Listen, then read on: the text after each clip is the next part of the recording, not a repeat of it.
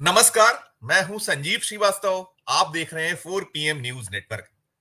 राहुल गांधी की 3 दिवसीय अमेरिका यात्रा पूरी हो गई है, लेकिन यात्रा को लेकर भारत में उठा जो एक तूफान या बवाल, वो थमने का नाम नहीं ले रहा है। और जो बवाल खड़ा किया जा रहा है वो सरकार की ओर से, जो उनके मंत्रीगण हैं वो भारतीय जनता पार्टी और बाकी जो बीजेपी का कुनबा है, उसने एक रार छेड़ रखी है।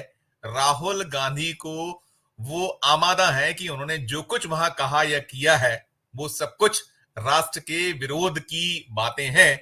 और इस कदर अब हंगामा बरपा हुआ या बढ़ा हुआ है कि सत्तारूढ़ दल की ओर से अब मांग उठ गई है कि राहुल गांधी की संसद की सदस्यता छीन ली जानी चाहिए।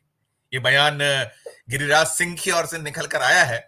और बीते 3 दिनों से तमाम जो मोदी सरकार में मंत्रीगण हैं वे मैदान में उतरे हुए हैं। पूरी की पूरी भारतीय जनता पार्टी मैदान में है। और तमाम जो आरोप प्रत्यारोप है, दावे प्रतिदावे हैं, और वो सारा कुछ चल रहा है। साथ साथ अब तो ये भी कहीं भारतीय जनता पार्टी की ओर से निकलकर सामने आ गया है कि राहुल गांधी को जो पप्पू साबित करने की एक बड़ी मुहिम थी, चाहे वो मोदी हो, शाह हो, संघ हो और बाकी पूरी की पूरी बीजेपी है, जो लंबे वक्त से करती चली आ रही थी, अरबों रुपए उस पर बहाया गया, वो मुहिम कहीं फेल हो गई है। ये कहीं कुछ ये बातें हैं वो खुद भारतीय जनता पार्टी की ओर से निकल कर उनके एक बड़े नेता ने ऑन कैमरा इस तरीके की संकेत, इस तरीके की बात कही है। तो जो तमाम स्थितियां हैं और राहुल गांधी के जो अमेरिका के बयान हैं, वहां चाहे वो विश्वविद्यालयों के बच्चे हों, प्रबुद्ध जन हों या मीडिया हो, उन सब की ओर से सवाल थे जिनका राहुल बेबाकी से जवाब देते रहे। उन सबको लेकर बीजेपी को एक जबरदस्त ढंग से कह सकते हैं, जो हिंदुस्तानी एक जुबान में कहा जाता है, मिर्ची लगी हुई है। और इस कदर बौखलाई हुई है भारतीय जनता पार्टी या उसके पूरे के पूरे रणनीतिकार कि कोई बे ऐसे सवालों को खड़ा किया जा रहा है जिसको अब देश कहीं मानने को तैयार है। खासकर कई मसले या मुद्दे ऐसे भी रहे हैं जिसमें जो राहुल गांधी के जवाब थे या जो बयान है उनमें काट छांट करके गोदी मीडिया भी एक देश में बहस को जन्म दिए हुए, और साथ साथ भारतीय जनता पार्टी के नेतागण तो हैं ही, जो उन्हें सूट होता है वो करने का प्रयास कर रहे हैं। तो जो तमाम स्थितियां हैं इस पूरे राहुल गांधी के अमेरिका यात्रा और उसको लेकर हिंदुस्तान में छिड़े विवाद पर, इन सब पर बातचीत आज हम करेंगे और चलेंगे। जो हमारी बहस होती है शाम की, उसमें एक खास पैनल के पास जुड़ गए हैं हमसे अरुण दीक्षित साहब, सीनियर जर्नलिस्ट जुड़े हैं, प्रकाश हिंदुस्तानी साहब हमसे जुड़ गए हैं, और भी हमसे कुछ मेहमान अभी जुड़ने वाले हैं। शुरुआत में अरुण जी से करना चाहूंगा। अरुण सर, जो आप देख रहे हैं सारा का सारा है कि राहुल गांधी ने वहां जो कुछ कहा है देशद्रोह की श्रेणी में उसे रख दिया गया, जैसी कि भारतीय जनता पार्टी करती रही है। इसके पहले की भी जो विदेश यात्राएं रही हैं राहुल गांधी की, तब भी ऐसे ही कहीं ना कहीं विवाद पैदा करने की कोशिश होती है, और अभी मचा हुआ। और साथ में अब तो गिरिराज सिंह ने मांग कर ली है कि उनकी संसद की सदस्यता समाप्त कर दी जाए। ओवरऑल पर आपकी टिप्पणी की क्या कुछ राहुल गांधी ने ऐसा कह दिया है जो देशद्रोह की श्रेणी में आ रहा है? अरुण जी। संजीव जी, सबसे बड़ा सवाल तो यह है कि राहुल गांधी ने ऐसा कहा क्या है। भाई, सबसे पहली बात कि आरएसएस कहती है भारत एक विचार है, और राहुल गांधी ने कहा कि भारत में अनेक विचारधाराएं हैं, अनेक विचारधाराओं को मिला के भारत बना है। हम आप 3 लोग अभी यहाँ हैं, तीनों अलग अलग तरह के हैं और तीनों के विचार अलग अलग हैं। ऐसे ही भारत में हिंदू, मुस्लिम, सिख, ईसाई, आदिवासी, सारी तमाम तरह के समाज और सबको जोड़ के, विचारधाराओं, धर्मों को जोड़ के भारत बना है। एकता में अनेकता, यही हमारे देश की खूबी रही है, यही हमारा संविधान कहता है। उसमें जो सारा सबको आजादी दी गई है, तो इसमें गलत क्या कह दिया राहुल गांधी ने। अगर संघ कहता है भारत एक विचार, वो तो कहते हैं संघ प्रमुख की भारत में रहने वाला हर व्यक्ति हिंदू है, मान लिया हमने, लेकिन उन्हें मणिपुर नहीं दिखाई देता। अब क्या करोगे आप? मणिपुर में लोग रह रहे हैं, वो ना तो भारतवासी है, ना फिर वो हिंदू बचे, मतलब नागरिक ही नहीं बचे। तो ये जो चीज है, मुझे ऐसा लगता है, जो बात आपने कही, भारतीय जनता पार्टी के भीतर एक अलग गुट है जो नरेंद्र मोदी से परेशान है। वो लगातार राहुल गांधी को चर्चा में बनाए हुए हैं। अगर ये सब नहीं होता, देखिए आज राहुल पर चर्चा हम और आप कर रहे हैं, पूरा देश का मीडिया कर रहा है, वो गोदी मीडिया भले ही गाली दे रहे हैं, याद करिए पिछले 10 साल में पप्पू बनाते बनाते कहां तक राहुल गांधी को ले आए आप। आज राहुल गांधी, हम तीनों पत्रकार हैं, प्रकाश जी हमारे सीनियर हैं, आप ये देखिए कि कहां से कहां पहुंचे और क्या परिपक्व हुआ है उनका उनका विचार, उन्होंने जो बातचीत की, पूरा का पूरा राहुल गांधी का व्यक्तित्व बदल गया है सिर्फ इसमें पप्पू पप्पू पप्पू। और क्या, वो जो आलू से सोना निकालने का जो वीडियो था जिसको काट के पेश किया वो नरेंद्र मोदी का था। अब आईटी सेल, उनका जो पूरा प्रोफेशनल यूनिवर्सिटी, व्हाट्सएप यूनिवर्सिटी ने सबने मिलकर राहुल को आज राहुल गांधी बनाया है। उसमें कुछ कांग्रेसियों का भी योगदान है जो छोड़ के गए, जो कुछ किया, लेकिन राहुल को रगड़ के घिस के चंदन बना दिया है। अब वो जो बात कर रहे हैं, जिस मुद्दे पे सरदार हरदीप सिंह पुरी बोल रहे हैं कि मैं पगड़ी पहन रहा हूं और एक बार फिर से 84 के दंगों को उठाया जा रहा है, तो भाई जो हुआ वो दुखद था। तब राजीव गांधी प्रधानमंत्री थे, कांग्रेस की सरकार थी, बहुत सारे लोग आज भी जेल में हैं, बीच बीच में चला लगातार वो बात उठती रही है और बीजेपी ने इसको हर बार बुझाने की कोशिश की है, लेकिन पंजाब में बीजेपी को जगह नहीं मिली, चाहे लोकसभा के चुनाव हो चाहे विधानसभा के चुनाव हो। तो मूल बात यह है कि अब अगर ये देखें तो देश को सरदार प्रधानमंत्री किसने दिया? कांग्रेस ने दिया है। तो ये जो नई चीजें खोज रहे हैं और खींच रहे हैं, इनसे राहुल गांधी का कद और बढ़ रहा है। अमेरिका में 3 दिन वो थे, वहां पर उन्होंने जो बातें की, पहले तो ये मुद्दा बनाने की कोशिश की कि खुद सैम पित्रोदा ने जो है वो कह दिया पप्पू नहीं है। तो दरअसल क्या है, मुझे ऐसा लगता है कि बीजेपी में मोदी विरोधी एक गुट है जो लगातार राहुल को चर्चा में रखना चाहता है। अन्यथा राहुल की यात्रा में ऐसी कोई बात नहीं हुई है जिस पर बैठ के पूरे बीजेपी इस तरह की बात करे या मीडिया में उस तरह की चर्चा हो। लेकिन चूंकि उठाना है, अब गिरिराज किशोर पहले कह रहे थे कि 10 जन्म लगेंगे राहुल को आरएसएस को समझने में, अब वो उनकी सदस्यता पर आ गए। इससे पहले भी सदस्यता ली थी उनकी, तब क्या हुआ? आज सामने है कि 52 से जो है 99 तो हो गए, कायदे से देखें तो एक निर्दलीय मिला ले तो 100 के 100 थे। तो ये जो चीज चल रही है, जो लोग बोल रहे हैं, और एक बार और देखो आप, जो मुझे लगता है बोलने वाले कौन है? गिरिराज सिंह का कोई कद नहीं बढ़ा है। बिहार में क्या हालत है ये हम और आप जानते हैं। और दूसरे शिवराज सिंह बोले हैं। शिवराज सिंह चौहान अगर कल मौका मिले तो मोदी के सबसे बड़े प्रतिद्वंदी वही है पार्टी के भीतर। तो मुद्दा कौन बना रहा है? जो पॉलिटिक्स कांग्रेस के भीतर होती थी वो पूरी तरह से बीजेपी के भीतर हो रही है। राहुल गांधी ने क्या बोला, कितना बोला, उससे ज्यादा इंपॉर्टेंट यह है कि ये लोग पिछले 3 दिन से, जब से वो वहां पर हैं, जो बातें उन्होंने की, चाहे वो एक सामान्य सवाल एक मीटिंग में सिख से पूछने का है, जो सज्जन थे उनसे, जिसको लेकर के पूरा एकदम चारों तरफ से, मतलब वो गांव में कहावत थी कि किसी ने कह दिया कि कौआ नाक ले गया तो दौड़ पड़े अपनी नाक पकड़ के, किसी ने नहीं देखा। ये जो चीज है, ये पूरा खेल जो है वो राहुल गांधी को लाइमलाइट में रखने का बीजेपी के भीतर से हो रहा है।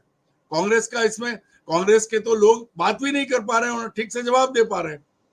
अब इसके लिए क्या करोगे आप भाई? पहले इन्होंने पप्पू बनाने की कोशिश की। अगर राहुल गांधी वहां लोगों के बीच में बात कर रहे हैं, अब जब आरएसएस कहता है उसका जवाब वो नहीं दे तो फिर वो गए क्यों हैं? और अगर बाहर जाके देश की बात करना, देश की आंतरिक राजनीति की बात करना अपराध है, तो फिर तो नरेंद्र मोदी को सबसे पहले सजा होनी चाहिए। तो शुरू किसने किया? विदेश में जाके ये किसने कहा कि लोगों को एक बार देश में पैदा होने में शर्म आती थी? क्या क्या नहीं कहा, मदारियों के देश में दुनिया भर की बातें कही हैं, ऐसा तो राहुल ने नहीं कहा है। अब जब प्रधानमंत्री ने जो शुरुआत की है, जब वो जाके कहते हैं तो विपक्ष का नेता वो क्यों नहीं बोले? और अगर इतना ही दम है तो भाई एक बार पहले आपने सदस्यता खत्म कराई थी, एक बार फिर और करा दीजिए, कोई समस्या नहीं है। लेकिन सवाल यह है कि आज मेरा ये मानना है कि आज बीजेपी पूरी तरह से कांग्रेस हो गई है। कांग्रेस के भीतर जो षड्यंत्र चलते थे पहले, वो सब बीजेपी के भीतर हो रहे हैं। हर राज्य में, देश में आप देख लीजिए। और इसका मोदी जी के पास कोई इलाज नहीं है, क्योंकि नए सिरे से अब ये बात कैसे हो गई कि वो बात वहां कर रहे हैं तो उनकी सदस्यता खत्म कर दो। इसमें कौन सा, क्या देशद्रोह की बात कर दी, किसको गाली दी? लेकिन नहीं, तो ये मुद्दे जो उठा रहे हैं निश्चित तौर पर इतना है, ये बीजेपी की आंतरिक राजनीति ज्यादा है। राहुल ने ऐसी कोई बात नहीं की है जिसपे इतना मुद्दा होना चाहिए। अब मोदी जी को ये देखना पड़ेगा कि जो भीतर कुछ हो रहा है, जो चल रहा है, उससे वो कैसे निपटे।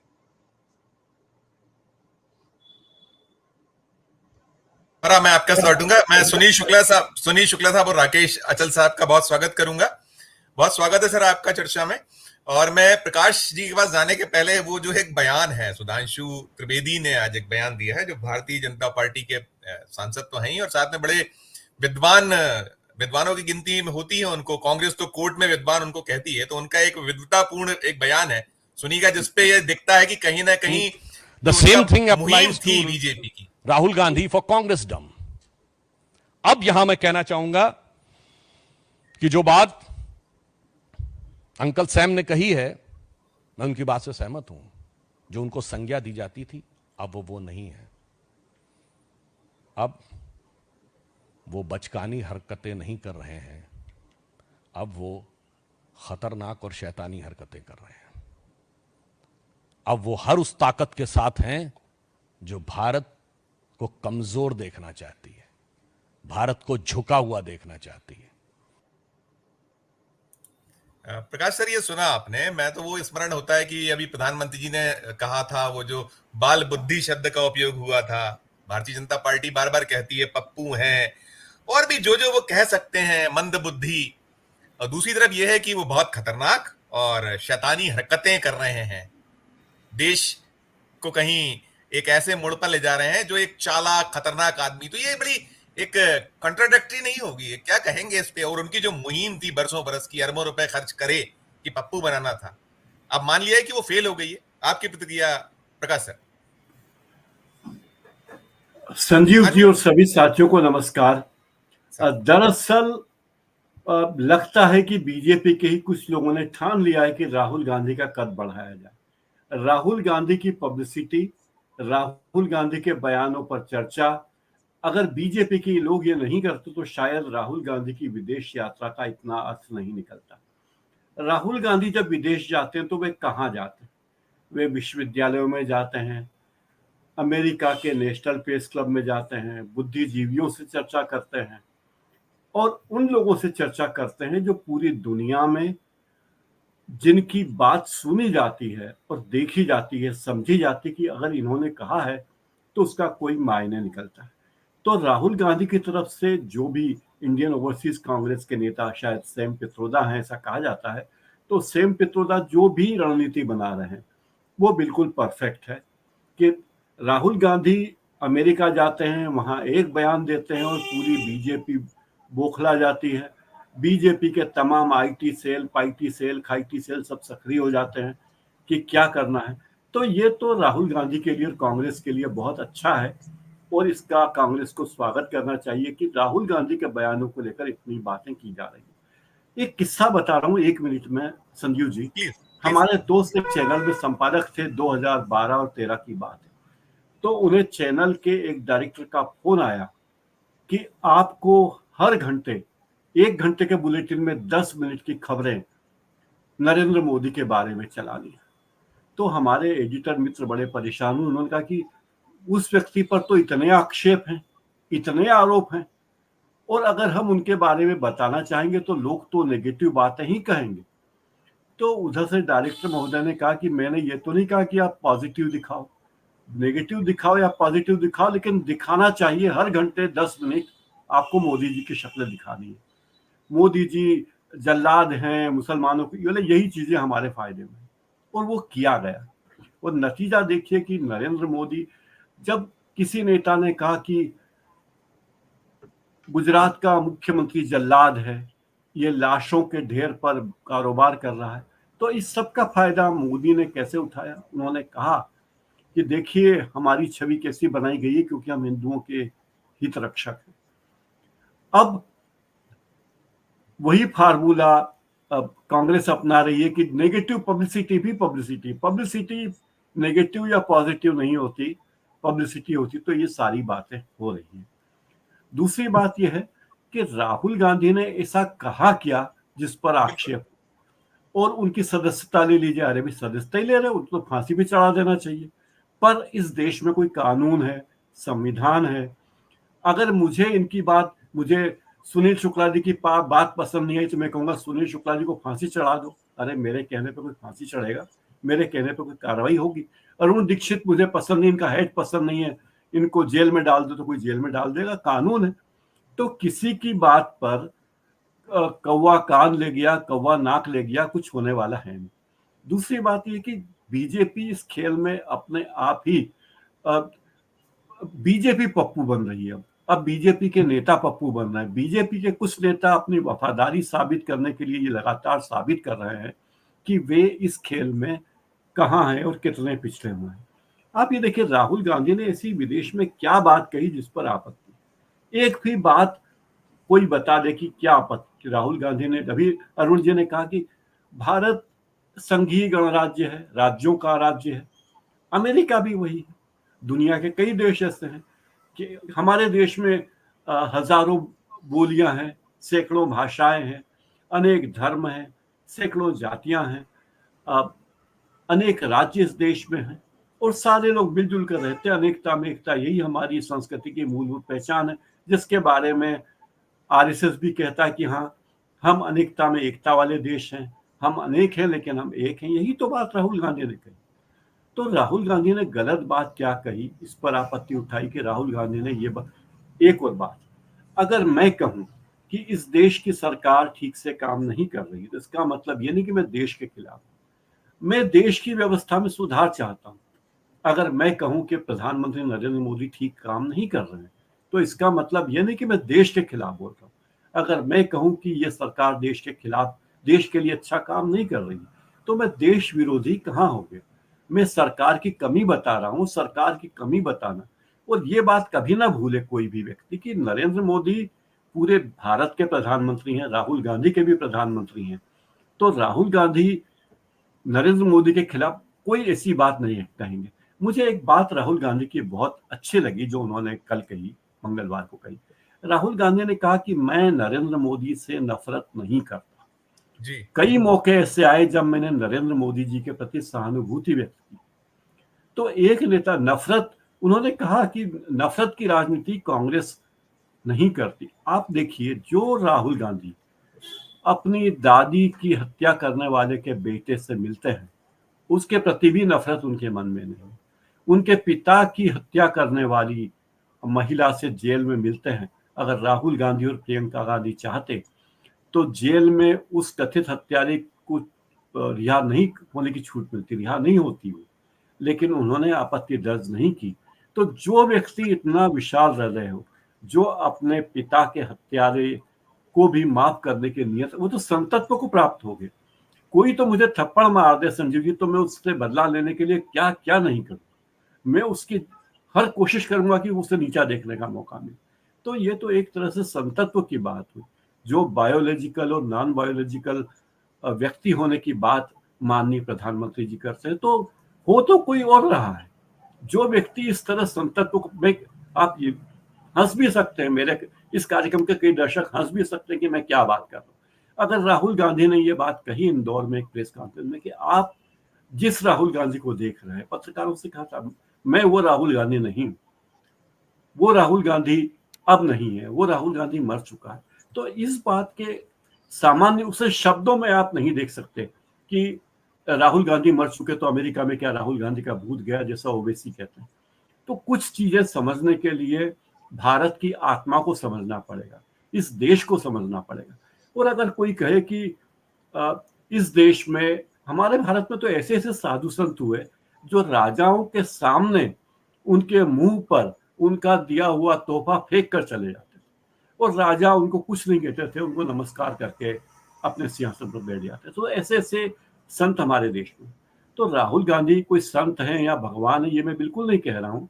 वो भी एक पॉलिटिशियन है, राजनीतिज्ञ है, और राजनीतिज्ञ को राजनीति करनी चाहिए। राहुल गांधी वो राजनीति कर रहे हैं।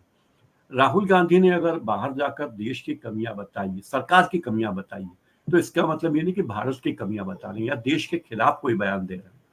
और किसी भी तरीके से देखिए, जब राहुल गांधी साधारण सांसद थे, जब नेता प्रतिपक्ष नहीं थे, जब कांग्रेस पार्टी को 55 सीटें भी नहीं मिली थी, वो राहुल गांधी अब ये नहीं है। राहुल गांधी पर देखिए लगातार जितने हमले हो रहे हैं, हर हमले में फायदा राहुल गांधी को हो रहा है। इतनी सी बात, महज इतनी सी बात बीजेपी के दिग्गजों को समझ में नहीं आ रही है, बीजेपी के आला कमान को, उसके नेताओं को समझ में नहीं आ रही, आईटी सेल वालों को समझ में नहीं आ रही। लेकिन अगर आप प्रकारांतर में देखेंगे तो ये बात आरएसएस के दिग्गजों को समझ में आ रही है कि राहुल गांधी किस तेजी से बढ़ रहे हैं और जातीय जनगणना को लेकर आरएसएस का नजरिया किस तरह धीरे धीरे बदल रहा है।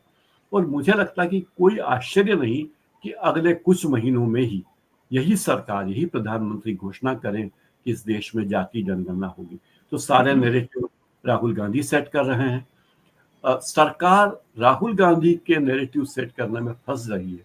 और जितना राहुल गांधी के खिलाफ बोलेंगे, जितना प्रचार करेंगे, राहुल गांधी उतनी तेजी से, उतनी ताकत से उठकर आएंगे। क्योंकि आम आदमी को लगता है कि राहुल गांधी एक ऐसे नेता हैं जो जनता के बीच जानते जाते हैं, जनता की नब्ज पकड़ते हैं।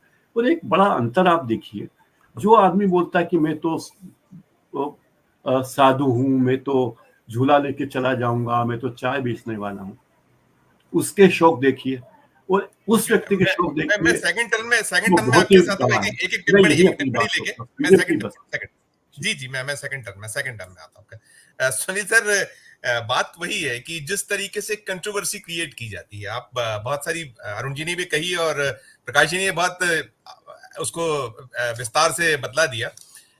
ऐसी कौन सी, खासकर मैं अगर दो चीजों पर आपसे देखूं, आप निरंतर निगाह रख रहे हैं, एक तो आरक्षण वाला मसला और दूसरा ये जो सिखों वाले मामले पे, मुद्दे पे, जिसको बहुत कंट्रोवर्शियल बनाया गया है, उसको लेकर आंदोलन प्रदर्शन जैसी कि एक बीजेपी या उसके पूरे धड़ी की कोशिश होती है वो होगी। साथ साथ एक बयान और भी आया कि ये चीन प्रायोजित है पूरा का पूरा राहुल गांधी का दौरा, ये भी है। इन दोनों तीनों पर आपकी प्रतिक्रिया सुनील सर। धन्यवाद संजीव जी। सिखों के मुद्दे को लेकर के अगर आप कोई भावना बनाना चाहते हैं तो ये वही सिख है, वही पंजाब है जहां के लोगों ने 1984 के बाद भारतीय कांग्रेस को सत्ता सौंपी है, कई बार सौंपी है। तो हमारे यहाँ पे कहने से तो कोई माहौल बनने वाला नहीं है, और हम और आप पे कहेंगे तो उसको स्वीकार भी लोग नहीं करेंगे, क्योंकि उन्होंने ही सत्ता से बाहर किया था, उन्होंने ही सरकार कांग्रेस को एकदम उन्होंने राज्य से बाहर किया, उन्होंने ही स्वीकार कर लिया।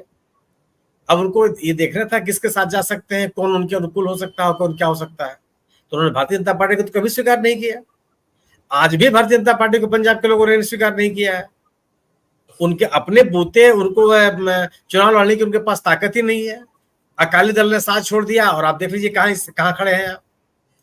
तो निश्चित रूप से 1984 का जो दंगा है एक महत्वपूर्ण घटना है वो, और उस समुदाय के लोगों को उसने प्रभावित किया। उस समुदाय के लोगों ने अपने रिएक्शंस भी दिए, भारतीय कांग्रेस को उसके राजनीतिक नुकसान भी उठाने पड़े। लेकिन अब तब से अब लेकर के अब तक अब सतलुज में बहुत पानी बह गया है। वह बात अब नहीं, काट के हाड़ी नहीं चढ़ने वाली है फिर से। आप कहते हैं राहुल गांधी ने यूएस में जाकर, अमेरिका में जाकर के देश का अपमान कर दिया। क्या कर दिया? देखिए 2014 का दौर नहीं है। 2014 के दौर में राकेश सचल जी जब कोई बात कहते थे तो मैं आंख बंद के विश्वास करता था। आज जब ये कहते हैं तो पढ़ने लगता हूं कि क्या कह रहे हैं, कौन सा इनका एजेंडा है, किस एजेंडे के तहत ये बात कर रहे हैं। ये बात हो गई है। 14 और 19 का दौर नहीं है कि भारतीय जनता पार्टी ने कोई बात कह दी और लोगों ने मान लिया। अब लोग उसको देखने लगे। इस यात्रा के पहले आप याद कीजिए, राहुल गांधी गए थे यूनाइटेड किंगडम, इंग्लैंड। वहां भी उन्होंने विश्वविद्यालय में बैठ करके लोगों के बीच में बैठ करके अपनी बातें कही थी। उस समय भी कहा गया था कि देश विरोधी बात कर रहे हैं। देश के 5 नागरिक निकाल के ले आए जो कहे कि साहब नहीं, बिल्कुल उन्होंने देश के खिलाफ बात कही है। कुछ मैंने भारतीय जनता पार्टी के समर्थक या संघ विचारधारा से प्रभावित लोगों को छोड़ दीजिए, आम भारतीय क्या उसको स्वीकार कर लिया? सरकार की आलोचना देश की आलोचना नहीं है। सरकार के खिलाफ बात करना, देश के खिलाफ काम करना नहीं है। आप राष्ट्रद्रोही नहीं हो जाते। और जिन लोगों ने सरकार की आलोचना को राष्ट्रद्रोह की श्रेणी में रखा, लोगों ने उनको खारिज कर दिया, वो हैसियत के ले गए, कभी स्वीकार नहीं किया उनको। यूएस दौरे के पहले भी राहुल गांधी यूएस दौरे में गए थे एक सांसद के रूप में। उस समय भी बात बहुत तेजी से कही गई कि जॉर्ज सोरोस के कहने पर गए, यहाँ गए, वहां गए, देश को तोड़ने वाली ताकतों के साथ लगे हुए। कौन सी ताकतें हैं वो? और क्या 10 साल में भारतीय जनता पार्टी ने ऐसे ही सत्ता चलाई है कि कोई बाहरी आदमी आके देश को तोड़ देगा? उसके पहले तो बात नहीं थी। 75 सालों में क्या 10 साल की अवधि ऐसी है कि इसमें इतने जंग लग गए हैं कि सरकार टूट जाएगी, देश टूट जाएगा। या तो अपनी गलती स्वीकार कर रहे हैं कि हम देश को इतना कमजोर कर चुके हैं कि एक रिसाव जो है देश को टुकड़ा टुकड़ा कर देगा, अन्यथा हम इतने सालों से हम उस देश में रह रहे हैं, तो नहीं लगता। क्यों कह रहे हैं आप? चीन, अच्छा चीन के साथ क्या चीन प्रतिबंधित देश है? चीन के साथ आपके राजनीतिक संबंध नहीं है, चीन के साथ आपके व्यापारिक और आर्थिक संबंध नहीं है। आप कह सकते हैं कि चीन के साथ हम एक टेबल बैठ के बात नहीं करेंगे। चीन को कौन झूला झुला रहा था? राहुल गांधी नहीं झुला रहे थे। उनको महाबलीपुरम और अहमदाबाद कौन लेके गया था? कांग्रेस की सरकार तो नहीं ले गई थी, कांग्रेस पार्टी तो नहीं ले गई थी, समाजवादी पार्टी तो नहीं ले गई थी। हैदराबाद हाउस के परंपरागत स्वागत सत्कार से अलग हट करके दो बार आपने चीनी नेताओं को सम्मानित किया, और देश के लोग मान जाएंगे कि नहीं नहीं कांग्रेस चीन से मिली हुई है। मिला कौन है? लोग उस बात को देख तो रहे हैं। आप नैरेटिव बनाने का प्रयास करेंगे, जो वो नैरेटिव अब बनने वाला नहीं है। राहुल गांधी ने अगर कोई ऐसी बात कही जो देश हित के खिलाफ है, निश्चित रूप से उनको उसका राजनीतिक नुकसान उठाना पड़ेगा। लेकिन वो बात कौन सी है? अगर वो कहते हैं कि इस चुनाव में समान अवसर सभी राजनीतिक दलों के नहीं थे, अगर दो मुख्यमंत्री जो निर्वाचित मुख्यमंत्री हैं उनको जेल भेज दिया जाएगा, इस देश की सबसे बड़ी पार्टी, सबसे पुरानी पार्टी, लोकसभा में सर्वाधिक संख्या वाली पार्टी कि आप खाते सीज कर लेंगे, तो समान अवसर क्यों नहीं मानेगा कोई आदमी? ये समान अवसर क्यों नहीं है? आप कह सकते हैं कि क्या चुनाव के दौरान अगर कोई अपराध होगा तो कार्रवाई नहीं होगी? बिल्कुल होगी, होनी भी चाहिए। तो क्या कांग्रेस के खातों को, जिन मामलों को लेकर के सीज किया गया था, वो 2-4 दिन पहले के थे, महीना 2 महीना पहले के थे? अगर वो सालों साल पुराने थे तो उस समय क्यों नहीं सीज किया गया? ऐन चुनाव के मौके पर आपने क्यों सीज कर लिया? गोया कि एक राजनीतिक दल को आप राजनीतिक कार्य गतिविधियों को संचालित करने की अनुमति नहीं देना चाहते थे। ये इलेक्टोरल बॉन्ड का मसला क्या है? आपने विभिन्न राजनीतिक दलों को पैसा नहीं लेने दिया, ये तो सरासर आरोप है। केंद्रीय एजेंसियों के दुरुपयोग के कारण के माध्यम से भारतीय जनता पार्टी ने अपने लिए पैसे इकट्ठे किए। जितना इलेक्टोरल बॉन्ड खरीदा गया, अगर उसका 60 से 70% तक केवल रूलिंग पार्टी को मिला, तो क्या समान अवसर है? ये इसी देश में नियम थे कि कोई भी कारपोरेट चंदा नहीं देगा पार्टी को। कौन लोग इस देश में सोच रहे थे जिन्होंने कारपोरेट को राजनीतिक गतिविधियों में आर्थिक निवेश करने से रोका, या जिन्होंने खोल दिया? कौन सा व्यक्ति कारपोरेट के साथ खड़ा है? इसी देश में यह नियम था कि कोई भी चलिए साहब कारपोरेट पैसा देगा, लेकिन वह लगातार 3 साल तक लाभ कमाई हो और अपने लाभ का एक निश्चित मात्रा 7-7.5% वह चंदा दे सकती है पार्टियों को। तो वो लोग राष्ट्रहित में ज्यादा सोच रहे थे, या जिन्होंने पूरा दरवाजा खोल दिया कि आप अपनी कंपनी बेच के हमको चंदा दे दीजिए, हम ले लेंगे? कौन देश के बारे में सोच रहा था? ये भी आपका नैरेटिव नहीं चलने वाला है। और अगर आप इस तरह के इलेक्टोरल बॉन्ड के माध्यम से विभिन्न विपक्षी दलों के आर्थिक स्रोतों को सुखाने की कोशिश की, तो क्या राहुल गांधी का यह आरोप लोगों को समझ में नहीं आएगा कि आप चुनाव लड़ने के समान अवसर नहीं थे? चुनाव प्रचार के लिए आप तमाम तरह के निषेध लोग लगाए, कहीं राजनीतिक रैली के लिए अनुमति नहीं मिल रही है, कुछ नहीं मिल रही है, निर्वाचन आयोग पे तमाम सवाल पैदा किए गए।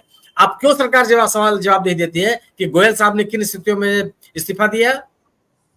जो व्यक्ति वीआरएस लेकर के गया, उस व्यक्ति को 24 घंटे के भीतर आपने निर्वाचन आयुक्त बना दिया, और चुनाव के बाद अभी खबर आ रही है कि किसी देश का राजदूत बना दिए गए। कौन कर रहा था? क्यों कर रहा था? इस पे क्या सरकार को सफाई नहीं देनी चाहिए? और अगर सफाई नहीं दे रही है तो क्या उसमें लोगों को लगेगा नहीं कि समथिंग फाउल, कुछ ना कुछ गड़बड़ है? लोग इसकी तरफ नहीं सोचने लगेंगे। अब आप राहुल गांधी पर या विपक्ष के ऊपर आप हमला करके अपनी बात को साबित नहीं कर सकते। 10 साल से आप सत्ता में हैं।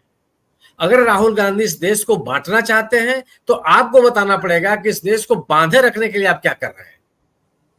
अगर राहुल गांधी ऐसी ताकतों के साथ खड़े हैं जिससे देश कमजोर हो जाए, तो आपको बताना पड़ेगा कि इस देश की जनता के साथ आप कहां खड़े हैं।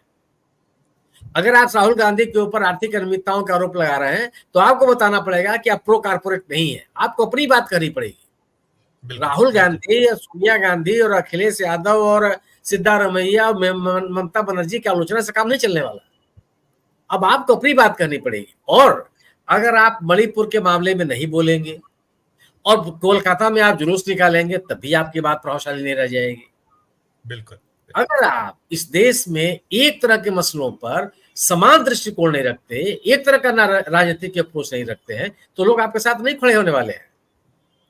अगर पुलिस अभिरक्षा में उत्तर प्रदेश में हत्याएं हो जाएंगी, उसके पक्ष में आप खड़े हो जाएंगे, और पश्चिम बंगाल में जाके आप खिलाफ खड़े हो जाएंगे, तो लोग आपकी बात के में आने वाले नहीं है। ये नहीं मान जाएंगे बहुत संवेदनशील व्यक्ति है। बिल्कुल। भारतीय जनता पार्टी को, मैं अंतिम बात पूरी कर दूं, भारतीय जनता पार्टी को अब अपनी बात करनी पड़ेगी। राहुल गांधी की आलोचना से अपनी विफलताओं को छिपा नहीं सकती है। जी सर, बिल्कुल बिल्कुल कि राहुल गांधी को विफल बताकर अपनी जो विफलता है उसको छुपा नहीं सकती। राकेश सर, अब तो हम देख रहे हैं कि जो होता है एक जनरल उनकी एक शैली होती है भारतीय जनता पार्टी की, कि अब वो उसमें पाकिस्तान भी आ गया है, पन्नू भी आ गया है, ऐलान उमर भी आ गए हैं, तमाम हो गया है। वो जो अभी बाकी हमारे पैनलिस्ट ने बात की कि वो कंट्रोवर्सी में कहां तक चले जाते हैं और भूल जाते हैं कि प्रधानमंत्री जी भी तो गए थे, वो तो बिना बताए गए थे, ये तो घोषित करके जा रहे हैं, पाकिस्तान करके आए। सब पर आपकी क्या प्रतिक्रिया होगी, खासकर ये आप इसको जिस तरीके से ये एक जोड़ने का क्रम होता है? राकेश सर। धन्यवाद संजीव जी।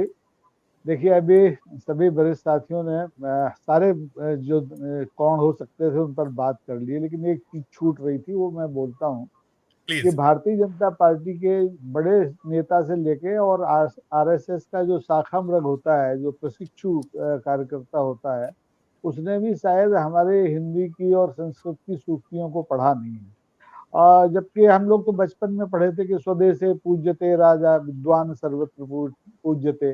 तो हमारा राजा तो स्वदेश में कितना पूजा, ये 2024 में 4 जून को नतीजा आ गया और साबित हो गया।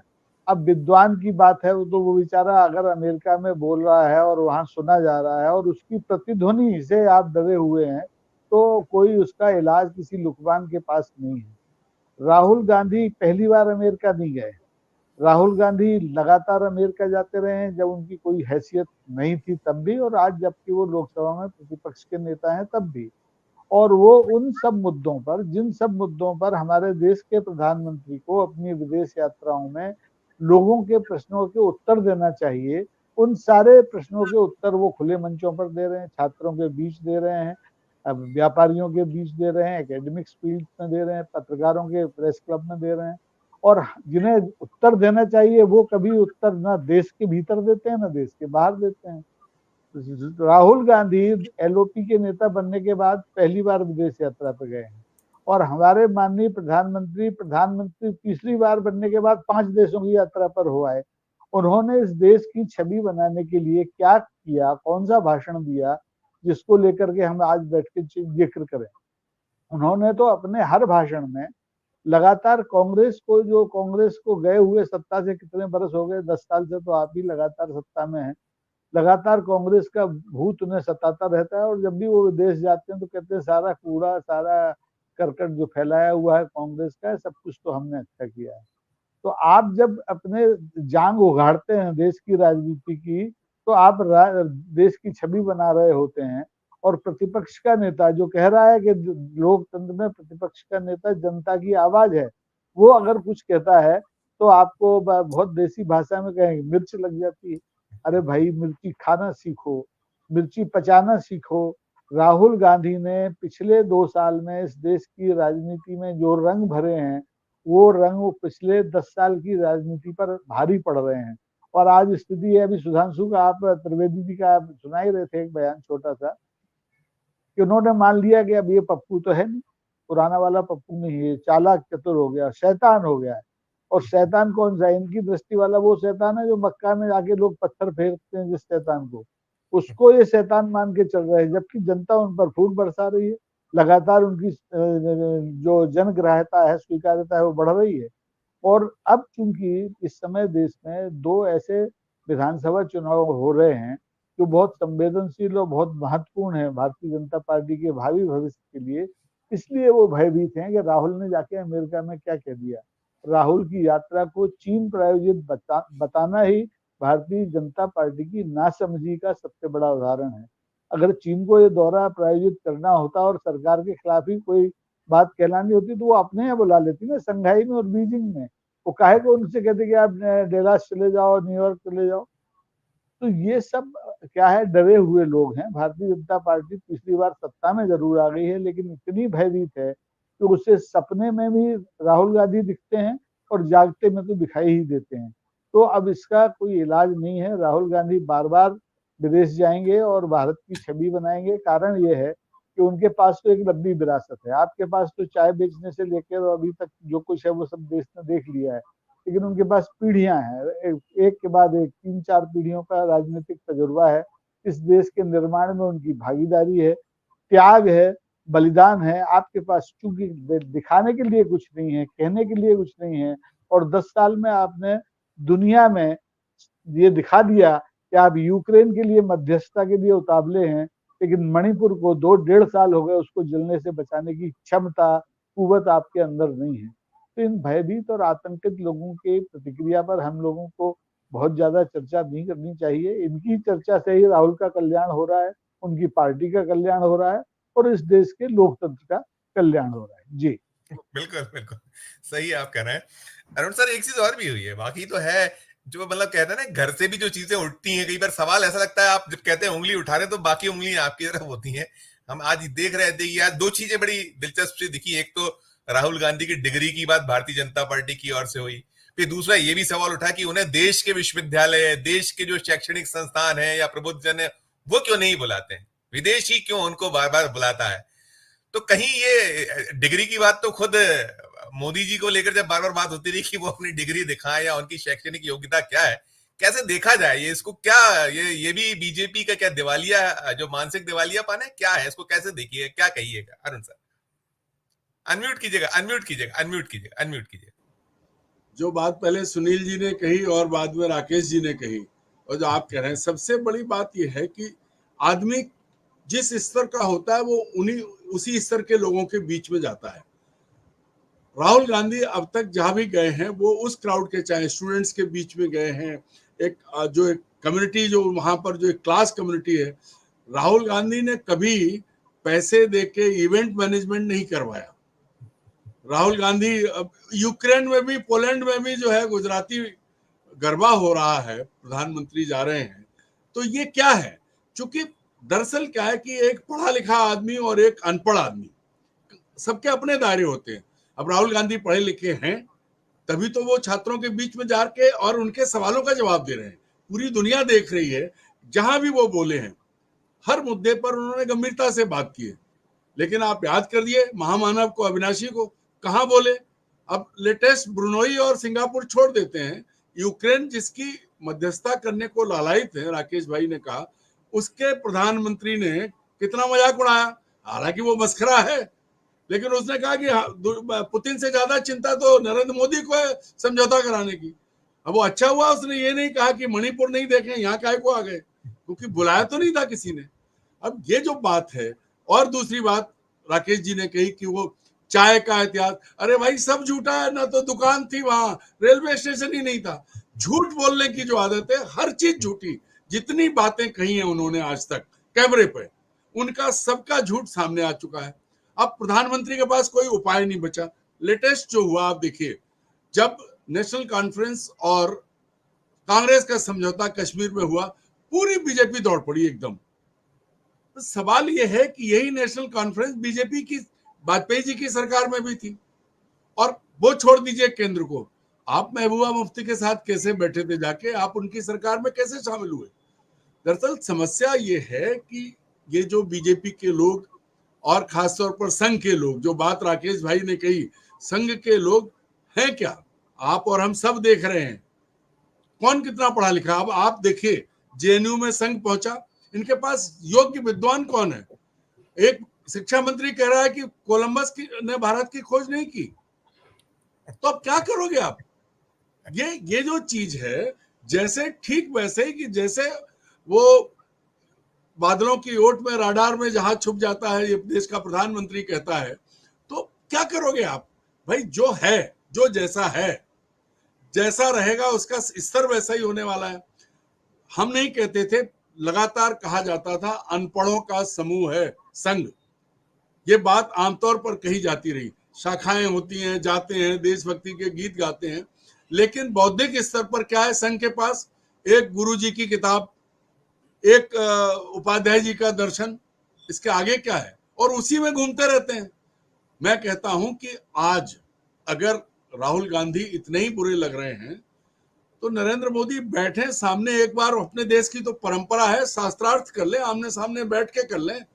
हम लोगों को ना बुलाएं, 4 छात्रों को बुला लें, 10वीं 12वीं के छात्रों को बुला लें, उनकी बातों पर जवाब दे लें। लेकिन चूंकि योग्यता नहीं है, अब ये बिल्ली के भाग से छीका टूटा कि देश हिंदू हो गया, लोगों ने झूठ पर भरोसा कर लिया। व्हाट्सएप यूनिवर्सिटी ने इतना झूठ परोसा, आज भी इतना झूठ परोस रहे हैं कि लोग यकीन कर रहे हैं। और जो रिटायर्ड अंकल बैठे हुए हैं, चाहे वो आर्मी के हों, चाहे आईएएस हो, चाहे आईपीएस हो, चाहे दूसरे, उनको सबको ऐसा लग रहा था कि जैसे बस अब सब बदल जाएगा। आज समझ में आ रहा है, आर्मी का 1 रैंक 1 पेंशन अभी तक पूरा नहीं हुआ है। उल्टा ये हुआ कि आर्मी के भीतर जो सीनियरिटी का इश्यू था वो खत्म हो गया, उल्टा सीधा कर दिया, उनकी सुविधाएं कम कर ली, कैंटोनमेंट खत्म हुए जा रहे हैं, अयोध्या में आर्मी के लिए आरक्षित जमीन दे दी गई। तो ये सच अब जनता के सामने आने लगा है। इसलिए महाप्रभु जो बार बार कहते थे, आप मुझे बताइए, हम चारों पांचों लोग जो है देख रहे हैं, कब नरेंद्र मोदी को किसने गाली दी, किसने उनके बाप को गाली दी, किसने उनको माँ के बारे में बोला? कभी कोई नहीं बोला। लेकिन हर बात पे मोदी को गाली दे लो, मेरी माँ को गाली दी। तो खुद को विक्टिम प्ले करने का ये जो तरीका है वो अब उतर गया है, अब उसको लोगों को समझ में आ गया है। राहुल गांधी ने वहां जाके जो बातें की वो देश से जुड़ी बातें हैं, वो जो समस्याएं हैं। आप जाके नेहरू को गाली देते थे, आप जाके तमाशा करते हैं, वहां जाकर लोगों को पैसा देके बुला के आपकी कंपनी वो करती है। अगला आदमी छात्रों के बीच में है, समाज के प्रबुद्ध लोगों के बीच में है, आप किन के बीच में होते थे? आप उन्हीं जो गरबा करने वाले लोग और आपकी जय जय करने वाले लोग। और उस इवेंट को कैसे आपने, किसके खाते से, कहां से पैसा गया उसका? और दूसरी बात जो सुनील भाई ने कही कि अगर इलेक्टोरल बॉन्ड जो व्यवस्था थी कि आप अपनी 3 साल तक आपकी आमदनी और उसके बाद 7.5%, यहां तो बैंक का पैसा मारो। अगर बैंक का आपको 1000 करोड़ देना है, हमने माफ किया, आपका सेटलमेंट 10 करोड़ पे करो, लेकिन वो जो 990 करोड़ आपके पास है उसका आधा में दे जाओ। ये देश के खजानों को, बैंकों का एनपीए जो है उसे माफ करके लूटा है इन्होंने। अब अगर यही बात कह दी जाएगी, हम भी दरसदोई हो जाएंगे। उन्होंने कहा है 17 लाख करोड़ माफ किए, ये कहा तो है, यही चीज तो कही है राहुल गांधी ने। ये तो अभी भी यही हो रहा है, अभी भी यही हो रहा है। भाई अरविंद केजरीवाल जेल में क्यों है? 100 करोड़ की बात है, मनी ट्रेल साबित नहीं है, कहीं कुछ नहीं है, लेकिन वो जेल में है। क्यों? क्योंकि वो आदमी ने जिसने 50-60 करोड़ का चंदा बीजेपी को दिया था वो अप्रूवर बन गया है। मतलब एक आरोपी जो अरेस्ट हुआ वो अप्रूवर बन गया, उसकी बात मान ली गई। राज्य के एक मुख्यमंत्री को आपने जेल में डाल दिया। और वो चीजें दिख रही हैं, जो बात हुई नेशनल हेराल्ड का मामला हो और सारी जो पुरानी चीजें हैं उन पर आप खाते सीज कर रहे हैं। रॉबर्ट वाड्रा के खिलाफ आप लगातार पड़े रहे, 10 साल बाद भी आप कुछ नहीं ढूंढ पाए। और मध्य प्रदेश जहां हम बैठे हैं, प्रकाश जी बैठे हैं, आप बैठे हैं, यहाँ WRD जल संसाधन विभाग में करीब 5000 करोड़ रुपया साइफन हो गया, एक कंपनी को दे दिया, मिल बांट के खा गए, रिकॉर्ड पर है। पर यहाँ ईडी नहीं आएगी क्योंकि पैसे में सबका हिस्सा है। अभी फिर कल फैसला किया है कि वही कंपनी जिसने ये सब किया है उसको फिर हजारों करोड़ के ठेके दिए जा रहे हैं। फैसला कर लिया, क्यों? क्योंकि वो पैसा कहाँ पहुंचता है। तो इस पर कोई बात नहीं। और अब ये चीजें सबको दिखने लगी हैं, अब ये चीजें बीजेपी के भीतर बैठे लोगों को भी दिख रही हैं। क्योंकि सबसे बड़ी बात संजीव जी ये है कि झूठ आखिर कब तक चलेगा। वो जो भेड़िया आया वाला किस्सा है, राहुल को भेड़िया बनाने की कोशिश की, कांग्रेस को विलेन बनाने की कोशिश की, अनैतिक भाषा, अमर्यादित भाषा, अमर्यादित हरकतें, हाव भाव, ये इस देश के बीच में प्रधानमंत्री नरेंद्र मोदी लाए। अब अगर वो मस्करे साबित हो रहे हैं सब तरफ, तो अब तो रोने के लिए भी नहीं बचा, कहेंगे क्या? इसलिए चुप है। अन्यथा आए ना, चुनौती देते हैं, हम एक पत्रकार की तरह के आ जाए, मेरे सामने बैठ जाए, हम तो बहुत कम ज्ञानी, नहीं जानते, छोटे से उसमें रहे हैं, आए बैठे हम सवाल पूछते हैं, जवाब दे दें। तो इसलिए मीडिया के सामने भी नहीं जाते हैं। सवाल क्या जवाब देंगे कि हम काट के खाते हो कि चूस के खाते हो? बट को रखते हो कि रखते हो? जो सबसे बड़ी चीज है कि जब आप अपने आप, जब देश में ईमेल नहीं है, जब देश में कलर फोटोग्राफी नहीं है, तब उनके पास होता है। अमेरिका घूमते और कहते हैं मैंने भीख मांग के खाया है, घर से भगाए गए थे, घर भाग आए, कहते हैं कि हमारे घर में कुछ था नहीं, पत्नी छोड़ दी, उस पर आज तक सवाल नहीं है। तो ये जिन मुद्दों पर, और कभी आप बताइए इन्होंने राजीव गांधी, राहुल गांधी और नेहरू जी के परिवार पर कितनी इनके मीडिया सेल ने, आईटी सेल ने कितने लांछन नहीं लगाए। आज भी मिसेस गांधी की शादी हो या फिर नेहरू जी का परिवार हो, उनको मुसलमान बनाने की कोशिश आज भी संघ और ये लोग कर रहे हैं। क्या कभी राहुल गांधी या सोनिया गांधी ने कभी सवाल पूछा? और फिर अगर ये गांधी परिवार इतना ही बुरा था तो मेनका गांधी कौन से गांधी की बहू थी? वरुण गांधी किसका बेटा था? तो आपका सीधे सीधे कहें भोपाली भाषा में और देश की बिल्कुल भरई गांव की भाषा में, कि आपका दोगलापन सबने देख लिया है अब, और इसके आगे अब आप रो कुछ भी करो, अब कोई सुनने वाला नहीं है इसको। बिल्कुल बिल्कुल कोई सुनने वाला नहीं है। लोग अब आपका चाल, चरित्र, चेहरा, पार्टी विद द डिफरेंस, सारी चीजें अब आपकी खुल चुकी हैं, उजागर हो चुकी हैं। मैं प्रकाश सर आपका पहले थोड़ा सा अधूरा भी रहा था, और दूसरी चीज में जो अभी बात कर रहे थे अरुण सर, तो मैं देख रहा था जो मीडिया की बात करते हैं तमाम, भी यहाँ 5 तारीख को जब शिक्षक दिवस मनाया जा रहा था तो मध्य प्रदेश के शिक्षा मंत्री ने लाइव में कहा, और बहुत पूरा मीडिया मौजूद था, कि देश के पहले राष्ट्रपति राधाकृष्णन जी, वो सर्वपल्ली राधाकृष्णन साहब को पहला राष्ट्रपति बताया उन्होंने। तो ये अब ना पढ़ना ना लिखना और तमाम जो जैसा है सब चल रहा है, उस मीडिया में रिपोर्ट नहीं हुआ। वो मैं देख रहा था लाइव, मुझे लगा कि कोई तो शायद जागेगा, लेकिन एक बॉक्स आइटम भी नहीं मिला। खैर, प्रकाश सर आपकी कुछ अधूरी भी थी। और दूसरा, राहुल गांधी को पढ़ने लिखने की सलाह दी गई है बीजेपी को, कि वो पढ़े लिखें, बिना पढ़े लिखे बोलते हैं, कुछ नहीं जानते हैं बोलते हैं। आपकी राय सर? मेरी राय यह है कि राहुल गांधी को सबसे पहले इस सृष्टि के पहले पत्रकार माननीय नारद जी के बारे में पढ़ना चाहिए, क्योंकि नारद जी से बड़ा पत्रकार तो कोई हुआ ही नहीं, हम सब तो उसके पट्टे हैं। तो नारद जी के बारे में पढ़ें तो ज्ञान प्राप्त होगा, क्योंकि सृष्टि के पहले पत्रकार हैं, सब बताया जाता है। दूसरी बात यह कि राहुल गांधी ने जो पढ़ाई लिखाई की है, जो डिग्रियां ली है, उस डिग्रियों की बात करना बेईमानी है, क्योंकि राहुल गांधी ने संस्कृत तो पढ़ी नहीं, उन्होंने उपाध्याय जी, दीनदयाल उपाध्याय जी का कौन सा मंत्र है वो पढ़ा ही नहीं, और गुरु गोलवलकर जी के बारे में पढ़ा ही नहीं है। तो उनका पढ़ना लिखना तो सब मिट्टी में गया, उन्हें कुछ समझ है ही नहीं। तो ये बात तो बिल्कुल सही है कि राहुल गांधी को कोई समझ नहीं। ये बात और है कि 2004 से वो संसद में है, पार्लियामेंटेरियन है, उनके परिवार में राजनीतिक माहौल रहा है।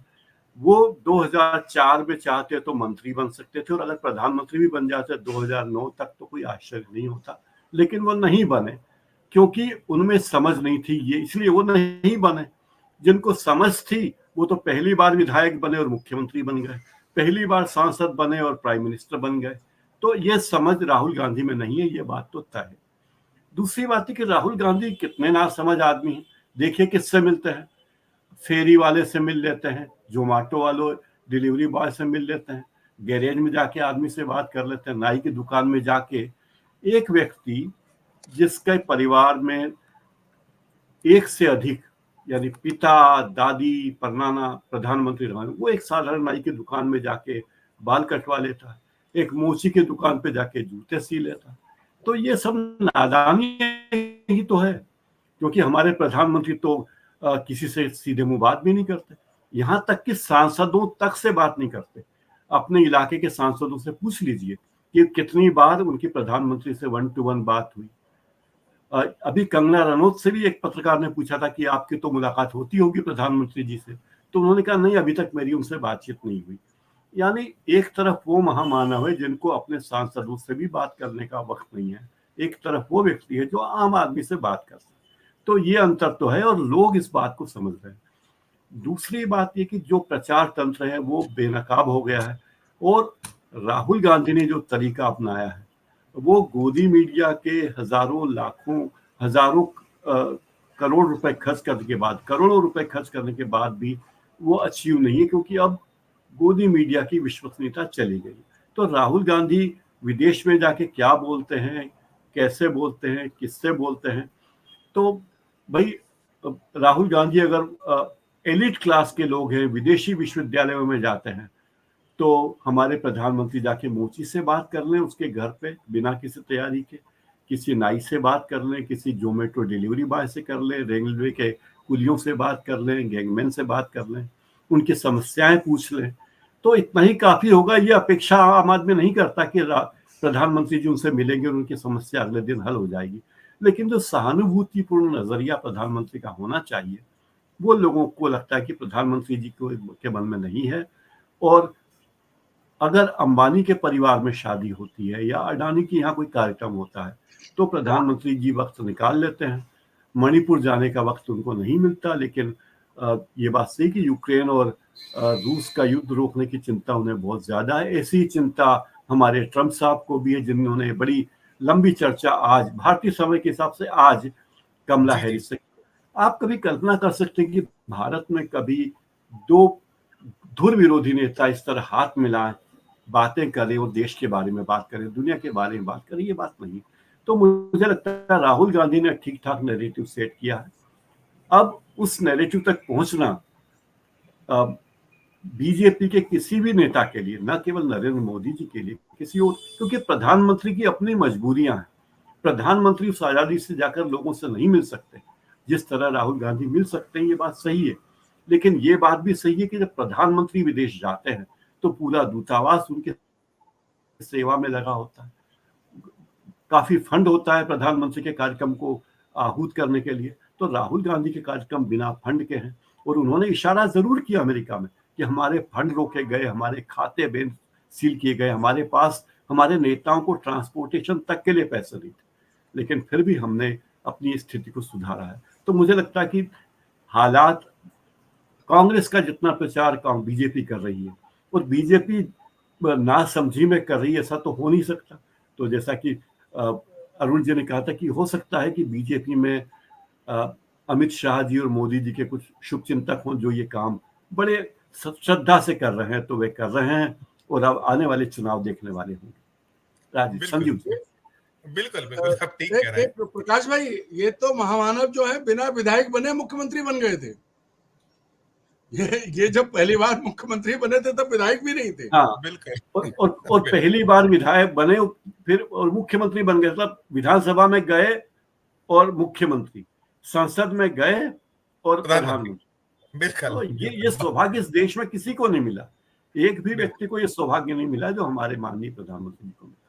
बिल्कुल बिल्कुल बिल्कुल। सुनील सर और राकेश सर, दोनों से ही टिप्पणी करूंगा। जो बहुत खास बात उठी हुई है कि नफरत की बात हो रही है कि राहुल गांधी को भाजपा से नफरत हो सकती है, प्रधानमंत्री से नफरत हो सकती है, लेकिन भारत से नफरत क्यों करते हैं? हम पूरी यात्रा में हम देख पा रहे हैं और पहले भी हमने देखा कि उन्होंने ऐसी ना तो प्रधानमंत्री के विरुद्ध कोई ऐसी नफरत दिखलाई, ना उन्होंने बीजेपी के प्रति ऐसी कोई नफरत दिखाई। नफरत तो मोदी जी या उनका कुनबा दिखाता रहा है।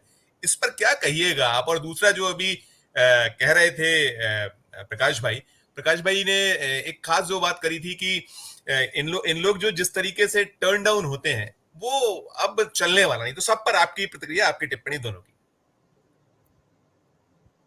नहीं, राहुल गांधी ने कोई प्रधानमंत्री जी के बारे में नफरत भरे शब्दों का तो प्रयोग किया नहीं।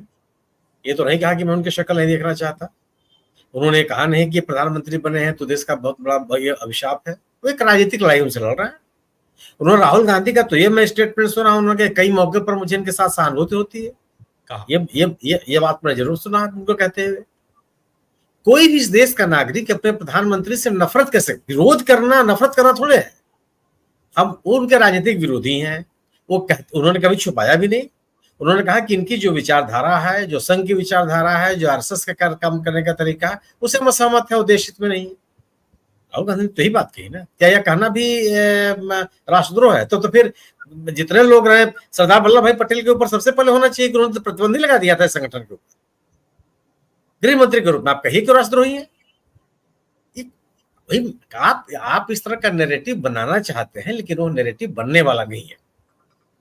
अब आप राहुल गांधी की आलोचना करके, कांग्रेस की आलोचना करके, विपक्षी नेताओं की आलोचना करके आप अपने राजनीतिक हित नहीं चाह सकते। अब आपको अपने बारे में बताना पड़ेगा कि अगर इस नफरत की बात है तो नफरत को इस देश से खत्म करने के लिए आपने क्या किया? नफरत को आप बढ़ा रहे हैं और पुष्पित पल्वित कर रहे हैं, या जड़ से खत्म करने का प्रयास कर रहे हैं? और आपकी बात में लोग कितना यकीन कर लेंगे, वो तो सवाल नहीं पैदा होता। और यही बेचैनी है। राहुल गांधी की जो लोकप्रियता बढ़ी है, जो राजनीतिक जन स्वीकृति बढ़ी है, यह बेचैनी का कारण। और यह मुद्दा बीजेपी के लिए बेचैन करता है, इसका आप अनुमान इससे लगा सकते हैं कि सत्ता में आते ही भारतीय जनता पार्टी ने संगठनात्मक और संस्थात्मक तरीके से राहुल गांधी के ऊपर हमले किए, इनको विश्वसनीय बनाने का प्रयास किया, उनको एक गैर जिम्मेदार, अगंभीर और रिलक्टेंट पॉलिटिशियन के रूप में निरूपित करने की कोशिश की, एक ऐसे राजनेता के रूप में बताने का प्रयास किया जो केवल अपनी सुख सुविधाओं में जीना चाहता है, उसको लोगों की के मतों से कोई मतलब नहीं, हितों से कोई मतलब नहीं।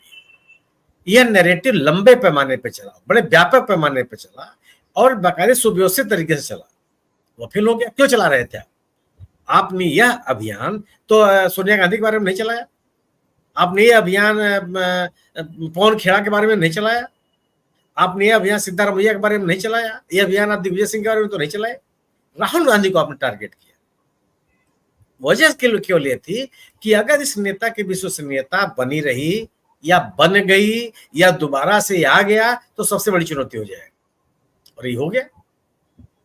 आप राहुल गांधी या अपने किसी भी विरोधी को अपने राजनीतिक गतिविधियों से ही किनारे कर सकते हैं, उसको आप पराजित कर सकते हैं। आप ये बताइए कि ममता बनर्जी की सरकार पश्चिम बंगाल का कैसे नुकसान कर रही है, हम कितना आपका फायदा करा देंगे। हमने मध्य प्रदेश में, गुजरात में, यहां वहां कितना काम कर दिया, लोग आपके बात मान जाएंगे। लेकिन अगर आप मानव विकास के इंडेक्स के जितने मानक हैं उनमें अगर आप पश्चिम बंगाल की तुलना में पीछे रहेंगे तो लोग आपको विश्वास नहीं करेंगे। बिल्कुल, तो आपकी बातें आप विश्वास कर लेंगे। भारतीय जनता पार्टी अगर राहुल गांधी या विपक्ष के किसी भी नेता को लोगों के बीच में खारिज करना चाहती है तो उसको अपनी उपलब्धियां बतानी पड़ेगी। बिल्कुल, अब राहुल गांधी की आलोचना से काम नहीं चलने वाला, और यह भारतीय जनता पार्टी स्वीकार करने की स्थिति में नहीं है। क्यों? कि उसके पास बचाने के लिए कुछ है नहीं। बिल्कुल बिल्कुल बिल्कुल ठीक कह रहे हैं, बिल्कुल ठीक कह रहे हैं। मैं अंतिम टिप्पणी राकेश जी से लेना चाहूंगा, और मुझे स्मरण भी सभी ने देश को याद है कि उन्होंने विदेशी मूल को लेकर सोनिया गांधी को कंट्रोवर्शियल करने की कोशिश की थी, लेकिन वो कितना बुरी तरह कार्ड फेल हुआ था देख चुके हैं। बावजूद उसके नहीं समझ पाते, जो ऐसे इश्यूज उठाते हैं कई बार कि जो देश की जनता के गले उतरते नहीं। आपकी आखिरी टिप्पणी से जो मैंने पूछा था।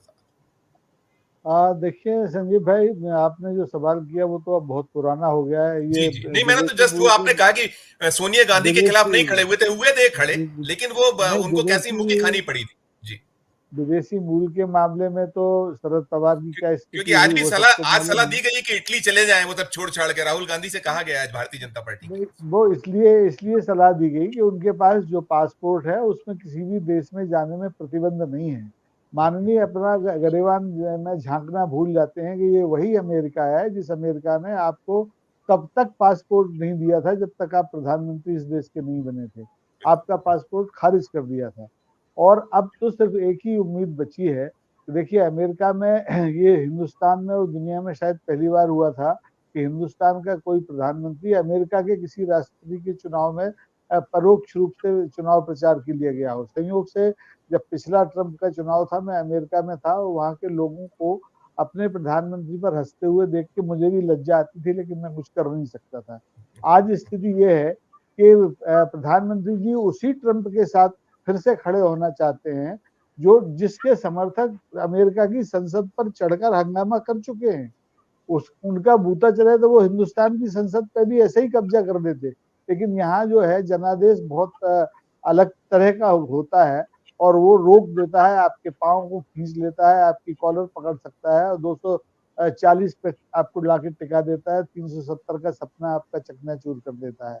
तो राहुल गांधी को लेकर के जो तकलीफें हैं भारतीय जनता पार्टी और उसके नेताओं के बीच में, आप देखें हैरान होंगे कि अभी तक जितनी प्रतिक्रियाएं आई हैं राहुल गांधी के बयान को लेकर के या प्रेस कॉन्फ्रेंस को लेकर के, वो न तो भारतीय जनता पार्टी के राष्ट्रीय अध्यक्ष की तरफ से आई है, न इस देश की सरकार के मुखिया प्रधानमंत्री माननीय नरेंद्र मोदी की तरफ से आई है। वो नीचे के माउथ पीस बोले जा रहे हैं। गिरिराज किशोर की क्या हैसियत है, सुधांशु त्रिवेदी की क्या हैसियत है, ये लोग बोल रहे हैं, और इनको इस काम के लिए लगाया गया है कि भाई देखिए इनका जो बाजार भाव है वो बहुत गिरा हुआ है इस समय नेताओं का, तो उन्हें बोलने दीजिए, शायद मौका मिल जाए कि जो आने वाले जो 4 अक्टूबर को नतीजे आएंगे 2 राज्यों के चुनाव के, उसमें शायद इससे कुछ लाभ हो जाए। लेकिन राहुल अब राहुल हो गए हैं, और राहुल को इतनी आसानी से भारत की राजनीति से अप्रासंगिक ठहराना पूरी भारतीय जनता पार्टी और पूरे संघ के लिए संभव नहीं है। उसके लिए उन्हें फिर से, जो गिरिराज किशोर कहते थे कि संघ को समझने के लिए कई जन्म चाहिए, तो मैं कहता हूँ कि राहुल को समझने के लिए फिलहाल गिरिराज किशोर जैसे को 2-1 जन्म और चाहिए। जी बिल्कुल बिल्कुल। नहीं, आपने वो जो ट्रंप वाली बात कही तो मुझे तो वो भी स्मरण होता है कि आपको अपनी जैसा व्यक्ति अच्छा लगता है, अपनी जैसा शख्स अच्छा लगता है, भाई उनको भी झूठों का सरदार कहा जाता है। वो दुनिया की जो सरदारी करता है अमेरिका, तो बहुत बड़ा, जैसे यहाँ इनको जुमलेबाज और तमाम बार बार आरोप लगते हैं मोदी जी पे कि इनसे बड़ा झूठ बोलने वाला कोई नहीं है, ऐसी उन पे ब्लेम लगते हैं। तो कुल मिलाकर एक अच्छी और शानदार चर्चा के लिए अरुण सर आपका, सुनील सर आपका, प्रकाश भाई आपका और अचल जी आपका बहुत बहुत धन्यवाद, बहुत बहुत शुक्रिया। तो ये थी हमारी आज की चर्चा। अनुरोध हमारा वही होगा कि हमारे इस चैनल को लाइक कीजिए, सब्सक्राइब कीजिए, यदि ज्वाइन का बटन नहीं दबा तो ज्वाइन का बटन भी जरूर दबाइए। हमारे इस वीडियो के डिस्क्रिप्शन बॉक्स में जाकर जरूर बताइए कि चर्चा आपको कैसी लगी। प्यार और स्नेह बनाए रखिए और देखते रहिए 4 PM न्यूज नेटवर्क। धन्यवाद, नमस्कार।